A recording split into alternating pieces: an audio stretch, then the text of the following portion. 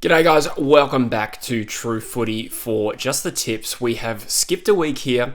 Last week I didn't upload week one, just the tips. We are now back with week two. The reason I didn't was we released an hour-long preview on the True Footy channel, and I'd also released my finals predictions as its own video last week, so I didn't really feel the need to triple down on that piece of content. Nonetheless, we will be back this week and right up until grand final week. So if you remember who I predicted in those particular videos, you'll know that I had a dog shit week of tipping. Thankfully, I noticed that across the league, other people did as well. In fact, I looked in the True Footy competition that we have, the top 10 of tippers all year. No one had more than one correct tip, and someone in the top 10 actually recorded a 0. So I got the one right, with Hawthorn thankfully proving me right.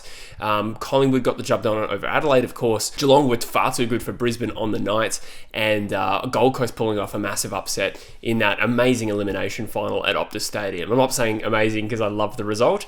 That was only part of it. It was an unbelievable finish and will be talked about for some time, I'm sure. So 1 out of 4 correct tips. My tipping was already down the gurgler. Let's go through how everyone else did in our various competitions. So the winner this week, there was only about 5 or 6 people who got 4 correct tips, and the best margin was Kim Chi, 1004 with 4 correct tips and a margin of 10. That's outstanding. To get all 4 tips and have tipped Gold Coast to beat Fremantle is very, very impressive. Well done. The tipping lead up is Liam Mitchell with 162 once again and a margin of 610.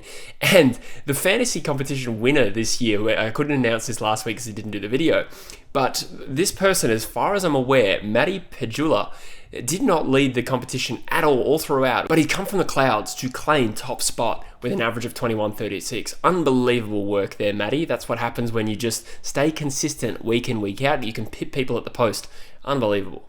Gold Coast-like. So we're down to 6 teams. They're not the 6 teams that I thought we would have going into this week's semi-finals, and certainly not the matchups that I predicted. We have the Adelaide Crows and Hawthorn on the Friday night, which will be our featured game on Footy from the Flat, which is our weekly live show. And then, of course, on Saturday night, we have the Brisbane Lions taking on the Gold Coast Suns, which, can you believe, there's a Q Clash final before a Western Derby final. Western Derby final feels very far off at the moment, but that's kind of crazy. For those curious, we have done a power rankings video for the remaining 6 teams. Dylan and myself went through who we thought was the most likely to least likely to win the flag, ranked from 1 to 6 as a video released yesterday on the True Footy YouTube channel. I also came across another interesting statistic. Nearly 50% of the people who have watched True Footy over the last month have not yet hit subscribe. So if you are someone who enjoys the content and have been watching over the last 28 days, I'd appreciate if you considered subscribing for more AFL content like this. Alright, the Adelaide Crows and the Hawthorn Footy Club at Adelaide Oval. This game took place not too long ago, and I remember being quite impressed with the Hawthorn Footy Club, having said not long before that I didn't think they packed the punch of some of those top teams, and I thought they were very impressive against the Adelaide Crows, albeit they still didn't win that game. And last week I thought against the Giants that was another interesting game. All of these finals last week had major talking points. First of all, we had the Quainer booing in the first game of the round. You had the contentious free kicks on Cam Rayner. You had the amazing goal swings or momentum swings in this particular game. And then, of course, the finish between Freo and the Gold Coast Suns. But I digress. It was a very entertaining final between the Giants and the Hawks, with the Hawks prevailing in the end. But just the way that game took place was insane with I think the Hawks got 42 points up in front, and then not long after that lost the lead, only to then come back and win. I think that is really a microcosm of GWS this season as much as anything. They're so dangerous and hard to stop when they're on, and Hawthorn ultimately got the job done. Were they convincing? I would say they're not quite convincing, but winning a final is winning a final. I thought from a skills levels point of view, it wasn't the best. I'm not sure what the conditions were like off the top of my head. It's hard to tell how much impact they were having. But even some of the decision making wasn't great, albeit, it was just one game. And I thought Hawthorn's run up to this final series was pretty rock solid.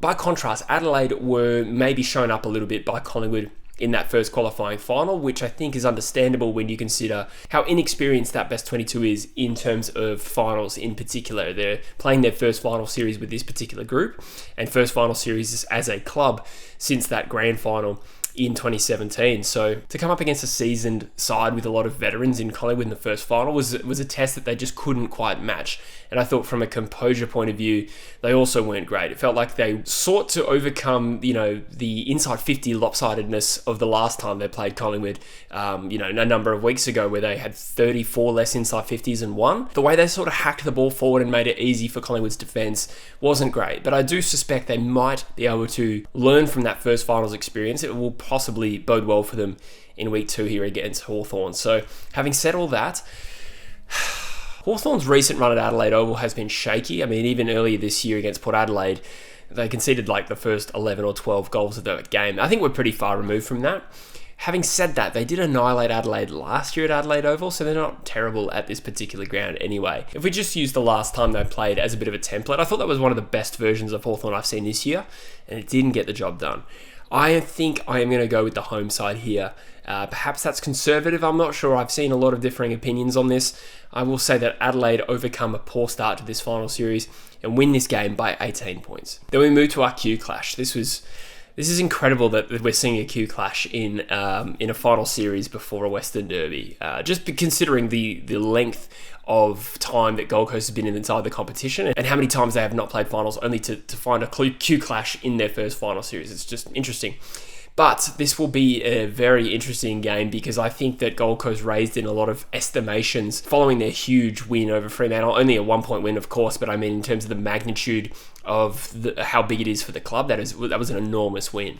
And by contrast, Brisbane has probably stumbled a little bit in people's estimations because prior to the final series, they looked pretty good. I mean, they went to Optus Stadium and smashed Fremantle. They beat Geelong sometime in the middle of the year. They beat Collingwood late in the season at the MCG. They had no real reason to be doubted except for an 11-goal loss against the Gold Coast Suns. So they're limping into this game a little bit, but I think you'd be a fool to extrapolate week 1 too much. I will use the example once again that Port Adelaide lost the final by 84 points in week 1 and then beat Hawthorn, and the team that beat them also lost their next game. So I'd be very wary of the wounded lion, so to speak, and that is in a literal sense as well because Lachie Neale will not be available here.